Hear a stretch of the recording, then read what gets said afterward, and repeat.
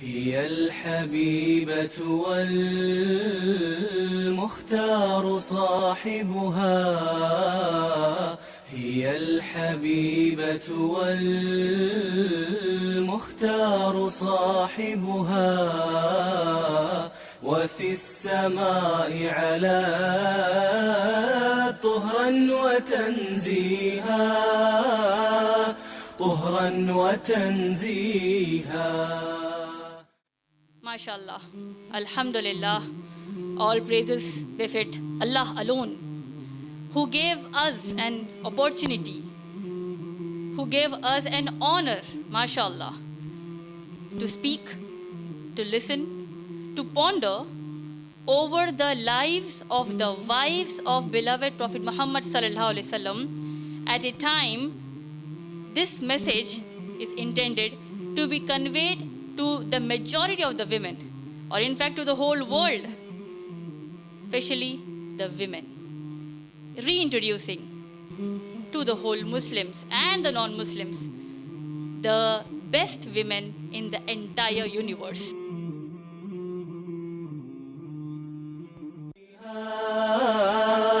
طهرا وتنزيها، على الحرير أتاه جبريل يحملها، إلى الرسول من الرحمن يهديها، على الحرير أتاه جبريل يحملها، إلى الرسول. الحمد لله وحده والصلاة والسلام على من لا نبي بعده وعلى آله وأصحابه أجمعين. أعوذ بالله من الشيطان الرجيم. بسم الله الرحمن الرحيم. فإن آمنوا بمثل ما آمنتم به فقد اهتدوا. بسم الله الرحمن الرحيم. النبي أولى بالمؤمنين في أنفسهم وأزواجه أمهاتها. بسم الله الرحمن الرحيم. رب اشرح لي صدري ويسر لي أمري واحلل عقدة من لساني يفقهوا قولي. Respected Madam of Conduct, elders in the audience, and all my dear sisters, I welcome all of you with the Islamic greetings. Assalamu alaikum wa rahmatullahi wa barakatuhu. Meaning, may the peace, mercy and blessings of Almighty God Allah subhanahu wa ta'ala be on all of you. The topic of my talk is Ummul Mumineen, the lives of the wives of Prophet Muhammad sallallahu alaihi wasallam. MashaAllah. Alhamdulillah. All praises befit Allah alone, who gave us an opportunity, who gave us an honor, MashaAllah, to speak, to listen, to ponder over the lives of the wives of beloved Prophet Muhammad sallallahu alaihi wasallam at a time this message is intended to be conveyed to the majority of the women, or in fact to the whole world, especially the women. Reintroducing to the whole Muslims and the non-Muslims the best women in the entire universe. Generally speaking, many of us, or I would say, I would not be wrong to say, that every person in his or her life, we take an ideal in our life. We have an ideal persona in our life whom we take motivation from. We aspire to be like them. And whenever we discuss about them with others, we praise them in higher terms. There may be many personalities, be it from the different sectors in the society, be it your own parents, your own cousins, your own sisters, your own tutors, the educationist, anybody.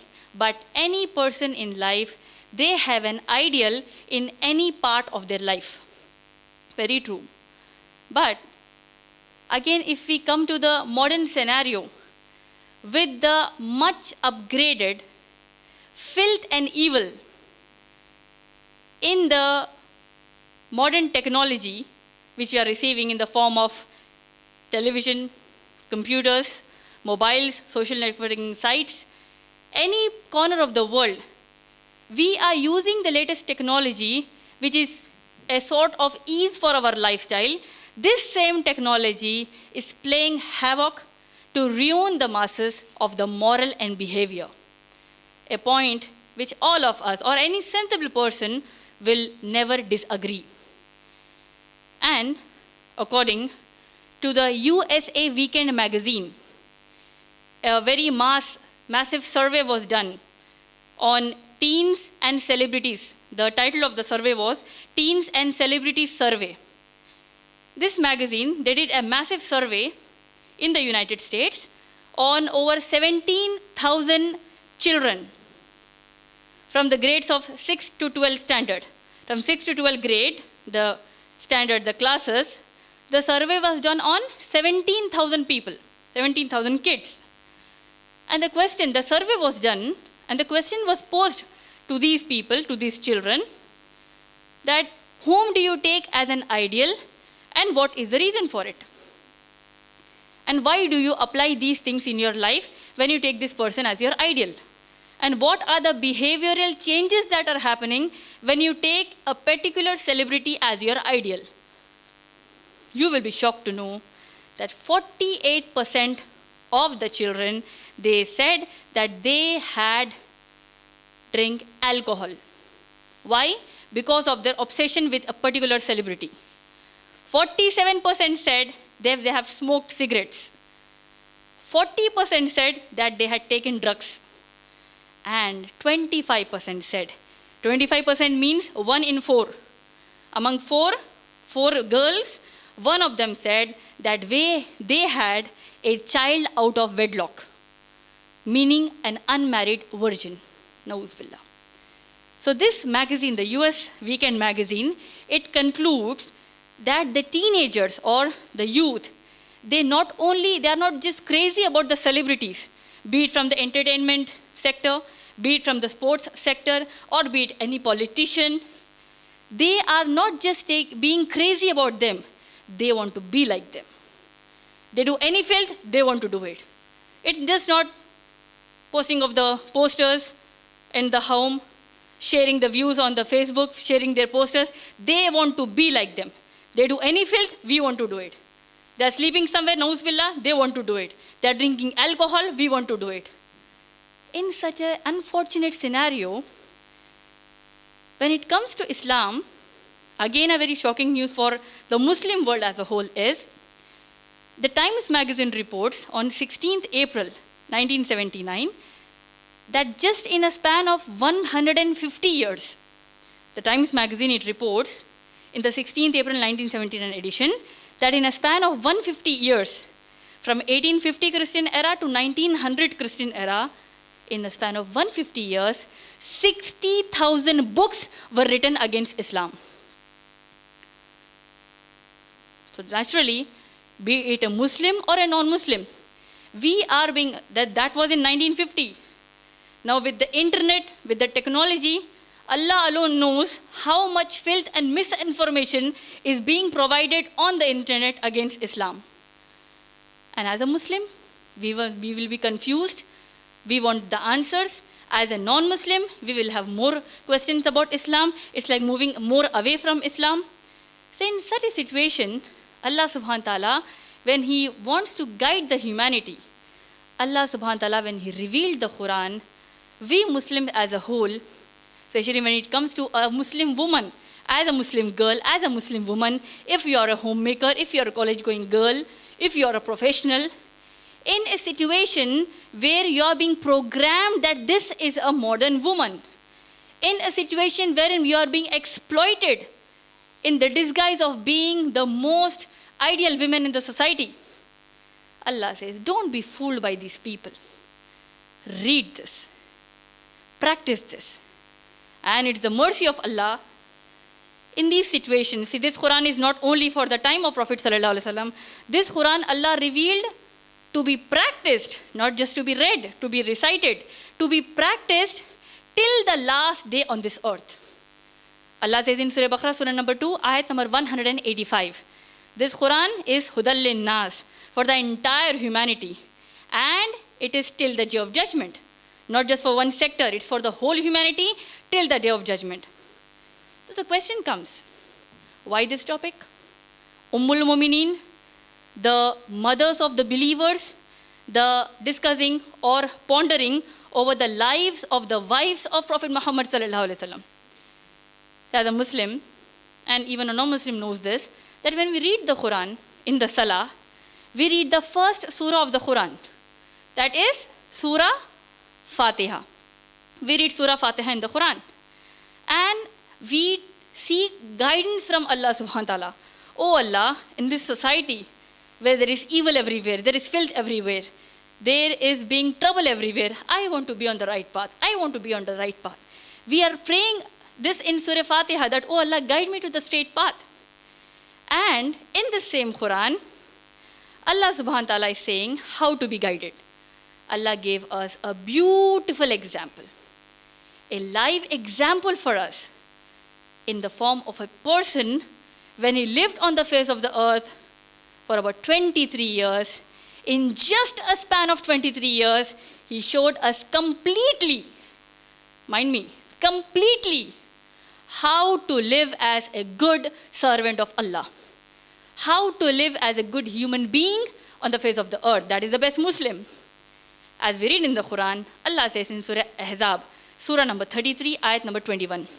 Allah says, A'udhu billahi minash shaitanir rajeem, لَقَدْ كَانَ لَكُمْ فِي رَسُولِ اللَّهِ أُسْوَةٌ حَسَنَةٌ.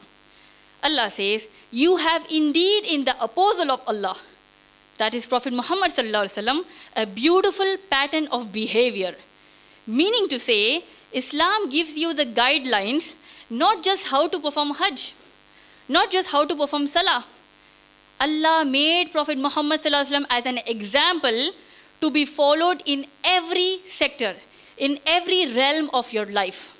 How to sit, how to stand, how to enter the washroom, what to do in the washroom, how do you come out of the washroom, how to behave with the elders, how to behave with the non-Muslims, how to behave with the enemies. Everything, it's here. And mashallah, as a woman, again the question remains, how should I do this? Allah subhanahu wa ta'ala again says in the Quran, you want to have iman like Prophet Muhammad sallallahu alaihi wasallam? You want to apply Islam like him? Allah says in Surah Baqarah, Surah number 2, ayat number 137. Our topic is Ummul Mumineen, the mothers of the believers. If you want to be like the Ummul Mumineen, the mother of the believers, we need to be believer first. How to believe in Islam? How to have iman? Allah says the criteria how you should follow Islam is in Surah Baqarah, Surah number 2, ayat number 137. Allah says, A'udhu billahi minash shaitanir rajeem, فَإِنْ آمَنُوا بِمِثْلِ مَا آمَنْتُمْ بِهِ فَقَدْ اهْتَدَوْا. So if you believe in as they have believed, فَقَدْ اهْتَدَوْا, then you are rightly guided. Meaning to say, Allah is saying, if you are following the lifestyle of the male and the female companions of Prophet Muhammad sallallahu alaihi wasallam, it is then you are guided. It is then you are on the right path. And when it specifically comes for the women, when we say, why Ummul Mumineen? They can be told, just said that they are the wives of Prophet Muhammad sallallahu alaihi wasallam. Why is this title Ummul Mumineen? The mothers of the believers. Allah subhanahu wa ta'ala again in the Quran says, the ayat which I started my talk, Surah Ahzab, Surah number 33, ayat number 6. Allah says, A'udhu billahi minash shaitanir rajeem.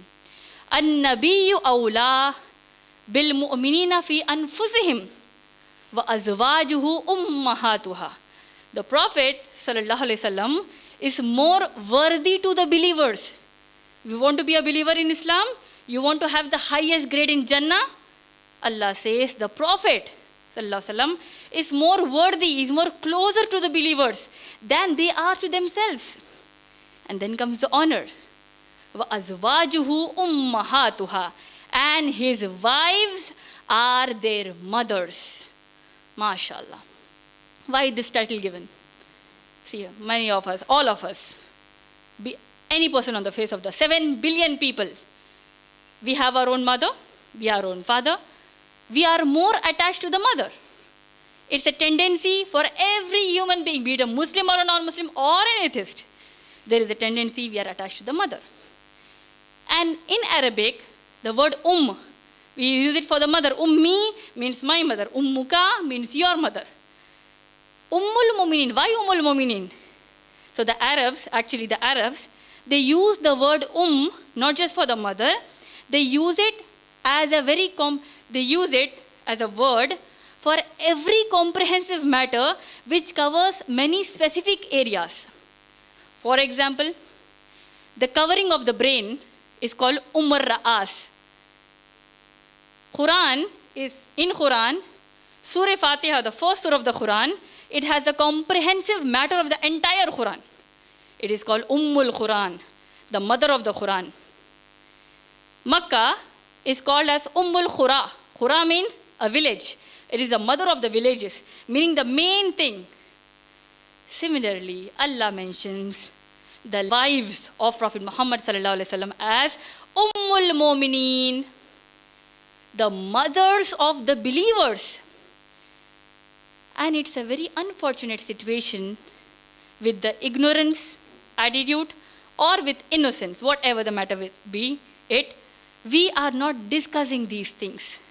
So mashallah, when Allah gave us an opportunity, why are we discussing about Ummul Mu'mineen? The main reason being, we want to be like them. You take any celebrity, you want to be like them, it's filth. It's immorality. Any religion preaches the same thing. Islam went a step ahead and gave the right examples. Who are those? The wives of Prophet Muhammad sallallahu alaihi wasallam. Inshallah, in these series of talks, which inshallah I will be taking on every mother of the believers, it will be with a concern, with an intention, so that we implement the lives of the wives of Prophet Muhammad sallallahu alaihi wasallam. As simple as that. So because it's an introductory speech of mine, I shall be basically covering two major things in this talk. The first is introduce to us who are the Ummul Mu'mineen, which is that first family of the Ummah of Prophet Muhammad sallallahu alaihi wasallam. So we are basically impressed by the first lady of the country, the first lady of America, the first lady of different countries. We are impressed because she is the wife of the president of the country. She is the wife of the president of this country. She is the wife of the president of this country. We are impressed. As a Muslimah, we need to know the wives of the Rahmatul Lil Alameen. The one Allah created as the Rahmat for the entire universe. Who are those? If we read the Seerah of Prophet Muhammad sallallahu alaihi wasallam, we come to know that they are wives of Prophet Muhammad sallallahu alaihi wasallam in different time of his lifetime. The very first wife of Prophet Muhammad sallallahu alaihi wasallam is Khadija radhiyallahu anha. The second, Sauda radhiyallahu anha. Third, Aisha radhiyallahu anha. Hafsa radhiyallahu anha. Zainab bint Khuzaima radhiyallahu anha. Salama radhiyallahu anha. Zainab bint Jahash radhiyallahu anha. Juwairiya radhiyallahu anha. Habiba radhiyallahu anha. Maimuna radhiyallahu anha and Safiya radhiyallahu anha. 11 wives of Prophet Muhammad sallallahu alaihi wasallam. Apart from these 11, two other women, they are Asma al-Kindiya and Amra al-Kilabiya. The Prophet sallallahu alaihi wasallam did not consummate the marriage with these two, and according to Ar-Rahiq al-Maktoum, one of the famous books on the Seerah of Prophet sallallahu alaihi wasallam, there is a difference of opinion of the Prophet sallallahu alaihi wasallam ever marrying Asma al-Kindiya. So apart from these 13, the Prophet sallallahu alaihi wasallam, he had 4 slave girls. Again, they are regarded to us as the Ummul Mu'mineen. Even they are the mothers of the believers. They are Rehana radhiyallahu anha, Jamila radhiyallahu anha, Maria Khibtiya radhiyallahu anha, and the fourth is a slave girl who was gifted by Maria Khibtiya radhiyallahu anha. To complete 17. What shall we know from them? Inshallah, in this series of talks which I will be taking, I shall be discussing on the basic message or the basic intention every Ummul Mu'mineen conveyed in her life. What are the 5 basic things? It's basic, there can be many. 5 basic messages or 5 basic qualities of the mothers of the believers, which inshallah, Allah will give us an opportunity to implement on that, inshallah. The very first is their love for Allah and His Messenger. Their love for Allah and the Prophet himself, Muhammad sallallahu alaihi wasallam. The first thing. The second, their constant zeal and commitment to preach the Quran to the people. The amazing situation, this Quran is being revealed in the home of our Ummul Mumineen. When the Prophet ﷺ is sitting with Aisha radiallahu anha, the wife of Prophet ﷺ, the Quran is being revealed. When Jibreel alayhi salam is coming and giving the revelation, the salam from Allah, Allahu Akbar. The salutation, the salam from Allah is being conveyed to the first wife Khadija radiallahu anha. This Quran is being revealed. And the moment it's being revealed, the second, it's not in a sequence actually, love for Allah and His Messenger, the second point which will motivate us is there is zeal and commitment to do the work of Islam through this Quran. Whatever problem they had, believe me, whatever problem they had, they rushed back to the kalam of Allah. And that is the honor which Allah gave them in the Quran itself. Whatever comes from Allah, that was ultimate for them. The second point. The third, apart from preaching about the Quran, which is a major most subject in Islam, in today's times, when we are into contemporary education, when we are into marketing, when we are into commerce, different various subjects, if you are a doctor, if you are a scientist, if you are an engineer, if you are doing your MBA, your BBA, whatever qualification you have. The Ummul Mumineen, they were very intelligent women. They knew the knowledge of that time, the contemporary education of that time. Aisha radiallahu anha, she was an expert on the field of gynecology of that time. Sauda radiallahu anha, she was a businesswoman in the sense that she used to run a leather tanning industry. Khadija radiallahu anha, she was a businesswoman, a business tycoon of that time. But the third most important point which I'm discussing right now is, whenever you listen or you think about Khadija radiallahu anha, you listen about Aisha radiallahu anha, you don't come to the subject of the so-called modern education. You immediately relate them to the Quran. Meaning to say, our Ummul Mumineen, they were not swayed away by the so-called modern education of the society. They considered this education, which we are studying in our schools and our colleges, we are making our children study the same. They considered it as a tool to propagate Islam to the people. They studied that, but to benefit Islam. I'm asking, how many of our mothers, how many of us have ever taken our studies seriously only to benefit Islam? None of us. Almost none of us. The Prophet ﷺ, the wives of Prophet Muhammad ﷺ, they knew the basic general knowledge, the contemporary knowledge. They were updated by these things, and the intention was to benefit Islam. The fourth basic quality which we should inculcate in us from the lives of the wives of Prophet ﷺ is the upbringing of children. You see, we are in a society today where having children, if you have 1 or 2, you can't do anything in the world now. You are waste now. You're just restricted to the 4 walls of the house. You're no more a celebrity. You're no more an important person in the society. Why? Once you are married, you have 2 children, you can't do anything for your career. You can't prove yourself. This is the basic filthy definition or filthy statements like this, which are being imbibed into the masses. And how the women are being exploited because of this. How was the upbringing of the Ummul Mumineen? A very pious, a very humble, and a very important duty assigned by Allah to every woman on the face of the earth. And we are least bothered about it. There are double standards. As a Muslim woman or as a whatever, as a woman, we do 100 wrong things and we expect our children to be like the angels from Allah. We do good and we are satisfied and we want our children as the best.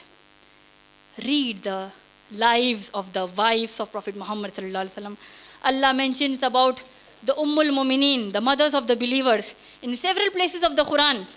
You read Surah Ahzab, Surah number 33, ayat number 33, 34, 35. These ayat, Allah mentions how to behave in the home, abide in their houses, read the Quran, preach the Quran to the people. The ultimate education from Allah subhanahu wa ta'ala. The upbringing was done. And what was the result? What was the result of the upbringing? We have the very talented Fatima Raziyallahu Anha, the daughter of the first wife of Prophet Muhammad Sallallahu Alaihi Wasallam. The daughter of Prophet Muhammad Sallallahu Alaihi Wasallam and Khadija Raziyallahu Anha. And who is Fatima Raziyallahu Anha? She is the leader of the women in Jannah. We have the other daughters of Prophet Sallallahu Alaihi Wasallam, two of them being married to the third caliph of Islam, Uthman Raziyallahu Anhu. We have Hafsa Raziyallahu Anha, a wife of Prophet Sallallahu Alaihi Wasallam. She is the daughter of Umar Raziyallahu Anhu, the second caliph of Islam. The upbringing, the family bonding. Why is this done? For Allah. The responsibility was there. Responsibility was there. It was implemented, and the success, 1400 years later again, we analyze, when we hear the name of Khadija Radhiyallahu Anha, we are humbled. We honor them. We respect them. The only difference is we do not know about them. The fourth thing, upbringing of the children. And the fifth, they were so talented, they were so sensible that they never got swayed away by the foolish people of the time, by the foolish ideologies of the time. How do I say that?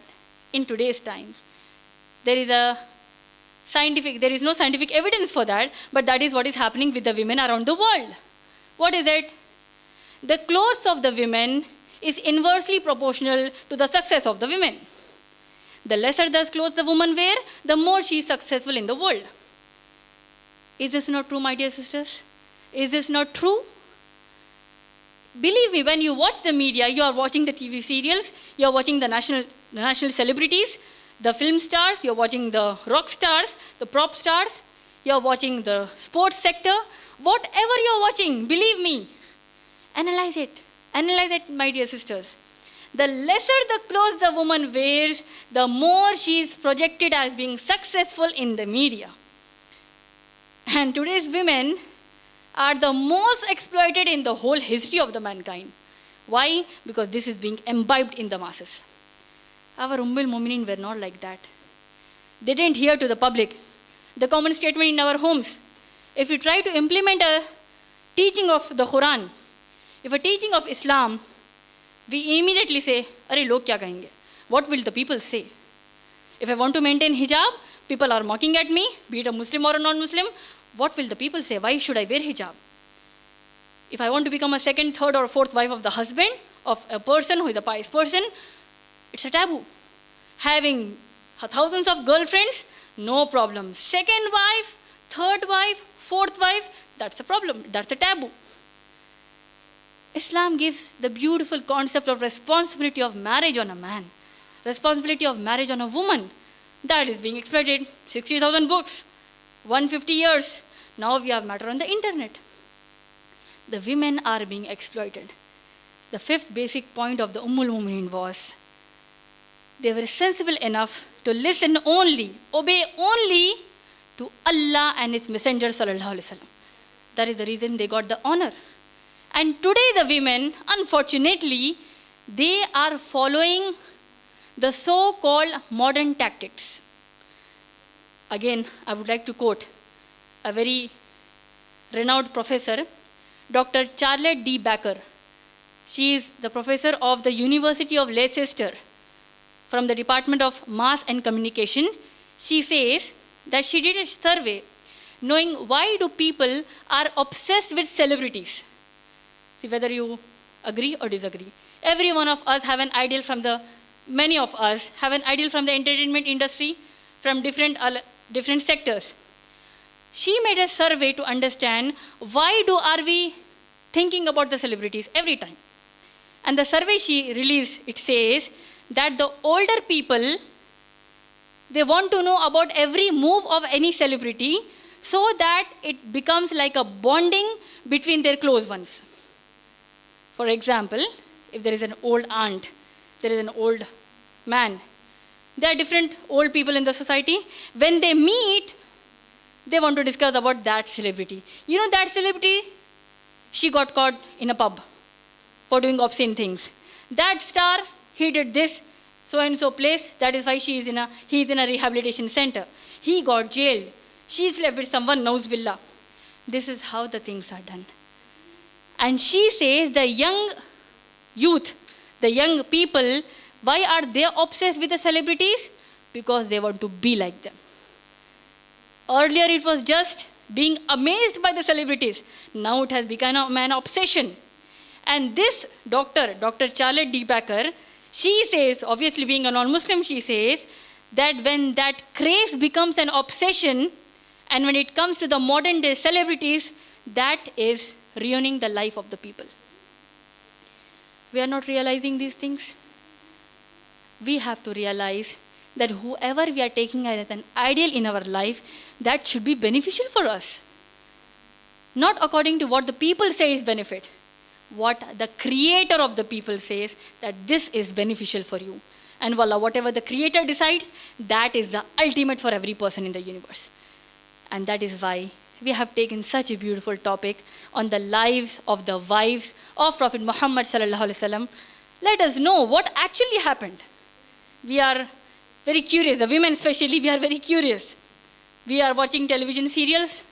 We are watching different things from the internet on our televisions. We watch reality shows, the filthiest things we are watching. We want to know how are they acting, the celebrities, how all of them in a house, all of them in different places, how are they reacting to the public? How are they behaving in the house? How does this celebrity perform in this TV channel? How does this celebrity react in a movie? We share it on the Facebook, we share it on the internet. This has to be completely banned from our life. Why? Because this is the reason why a woman is suffering. Because of the immoralities, we are suffering. I would like to conclude my talk with a basic note to all of you that inshallah, when the series will be continued on the lives of the wives of Prophet Muhammad sallallahu alaihi wasallam, we will get to know how actually the wives of Prophet sallallahu alaihi wasallam interacted with our Rasul Muhammad sallallahu alaihi wasallam. How did the wives themselves reacted? How did the wives themselves communicated with each other to propagate the Quran to the people? How did they communicate to the non-Muslims? How did they communicate? How did they help the slaves? How did they help different people in the society? How did the first women, among the women, the first women of the Ummah preach the Quran to the people, and how they enjoyed the life? How the sense of humor in the house of Prophet sallallahu alaihi wasallam. Don't we want to listen to that? Don't we want to know how did the Prophet sallallahu alaihi wasallam joked with the Ummahatul Mu'mineen? There was a very free lifestyle in the house of Prophet sallallahu alaihi wasallam, a very subtle atmosphere. Why? Because all of them feared Allah. All of them wanted the Jannah there, for which they strived here. And even in this, they got the blessing of happiness in their lives. I would like to end my talk with a famous statement of a German writer and statesman, Goethe. His name is Goethe, Goethe. He says a very beautiful proverb, which I feel really suits the so-called modern women of the time. He says that none are hopelessly enslaved. I repeat, none are hopelessly enslaved than the one who think falsely that they are free. With this, I would like to conclude my talk. Wa akhiru da'wana anil hamdulillahi rabbil alameen.